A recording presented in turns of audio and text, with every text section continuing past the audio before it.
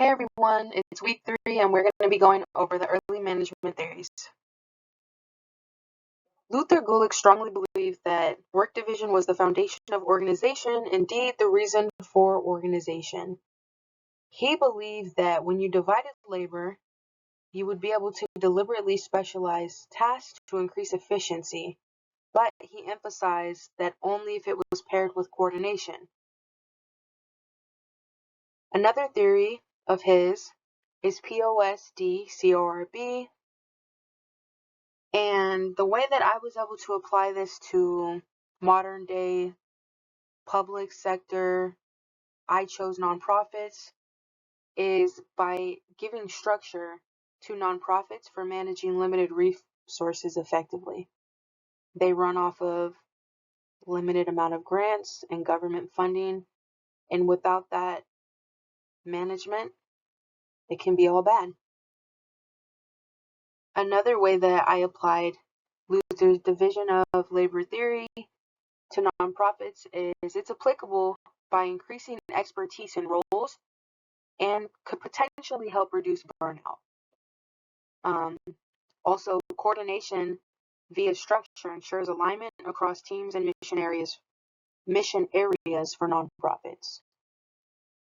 He also believed that top-down leaders risk weakening services by focusing on structure, while bottom-up leaders risk losing coordination by over-focusing on individual departments.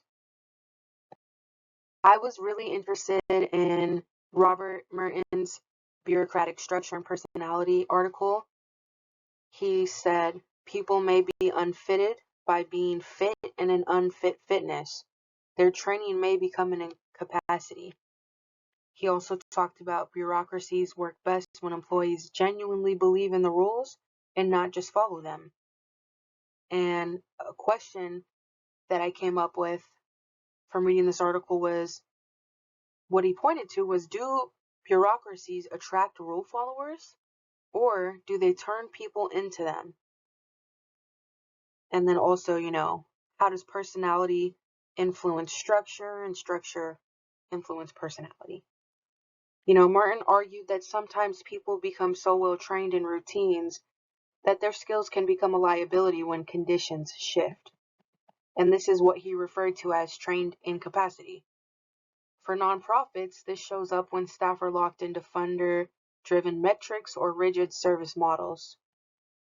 For example, an organization that's trained to deliver meals might struggle to pivot toward long-term food security solutions, even if that's what the community really needs.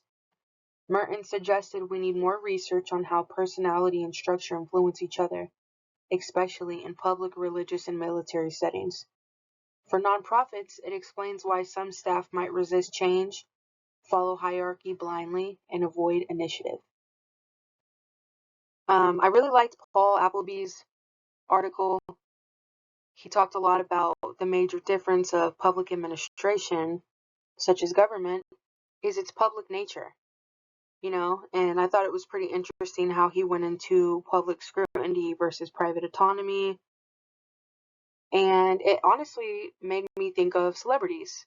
They can be doing normal things that the rest of us humans do, but because they're just in that light, the things that they do are often scrutinized versus us, where we get a little more grace because it's not under a microscope.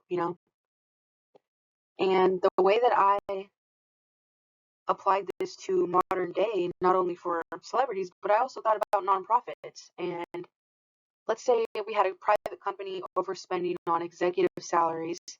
It could anger shareholders, but if a nonprofit did it, not only would there be public outrage, because those donations come from taxpayer-funded grants or, donations out of people's pockets, the person could lose their job. Also, the nonprofit itself would suffer because people are not going to keep pouring money into something like that. This is a really good example currently with I feel like just with social media in general. A nonprofit director gets caught making offensive social media posts. Not only do they lose credibility, they could lose funding, community trust, and in these climates, I feel like they would lose their job. So I found this article to be highly applicable to modern day, and yeah, it was really interesting. The more I can apply this to anything currently, it really helps me to understand it better. Because history, it can be kind of a lot, but yeah, I found that by applying it to something that I have interest in, it was definitely easier to understand.